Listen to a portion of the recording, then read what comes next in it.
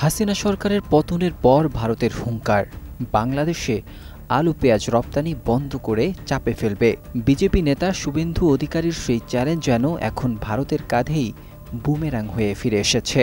সীমান্তে পচে যাচ্ছে টনের পর টন পেঁয়াজ, বিক্রি না হওয়ায় পথে বসছে ব্যবসায়ীরা।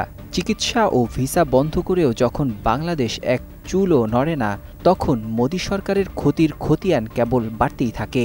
কিন্তু এবার যে ঝড়টা এসেছে তা মোদি প্রশাসনের জন্য রীতিমতো সর্বনাশ। ঈদুল আজহার সামনে, কোরবানির হাট গরম হতে শুরু করেছে। প্রতি বছর এই সময় ভারতের পশ্চিমবঙ্গ, বিহার, ঝাড়খণ্ড, আসামসহ অন্তত ৬টি রাজ্য থেকে বাংলাদেশে আসে লাখ লাখ গরু।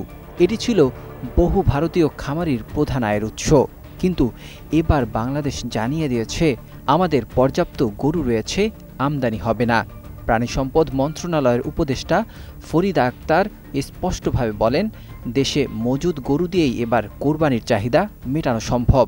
অর্থাৎ গরু আমদানি বন্ধ। আইনি হোক কিংবা অবৈধ চোরাচালান, দুদিক থেকেই এবার কঠোর নজরদারি। ধর্মীয় কারণে ভারতের বহু রাজ্যে গরু জবাই নিষিদ্ধ। ফলে ওইসব রাজ্যের গরু ব্যবসায়ী বাংলাদেশের উপর নির্ভর করতেন রপ্তানির জন্য। এবার সেই পথ চিরতরে বন্ধ। ফলাফল ৩ মিলিয়ন গরু আটকা পড়েছে ভারতের অভ্যন্তরে। লাখ লাখ খামারি, মাঝারি ব্যবসায়ী ও হাট ইজাদাররা পড়েছেন চরম সংকটে। ভারতীয় গণমাধ্যমের তথ্যে ১০,০০০ কোটি রুপি ক্ষতির মুখে পড়ছে খাতটি।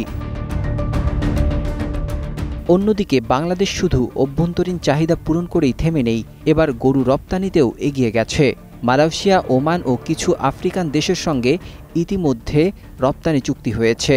নরসিংদী, ফেনী, পঞ্চগড় সহ বিভিন্ন জেলায় স্থানীয় খামারিরা সনাতন পদ্ধতিতে গরু মোটা তাজা করছেন। নরসিংদীতে ৮,৮০০ খামারে চলছে কোরবানির প্রস্তুতি। ফেনীতেও চাহিদার তুলনায় পর্যাপ্ত গবাদি পশু প্রস্তুত রয়েছে। জেলা প্রাণিসম্পদ দপ্তর বলছে, দেশেই গরুর চাহিদা পূরণ সম্ভব, তাই আমদানির প্রয়োজন নেই। সীমান্তে গরু চোরাচালান ঠেকাতে নেওয়া হয়েছে অতিরিক্ত নজরদারি। সীমান্ত এলাকায় এবার খামারিরা ন্যায্য মূল্য পাচ্ছেন বলেও জানিয়েছেন স্থানীয়রা।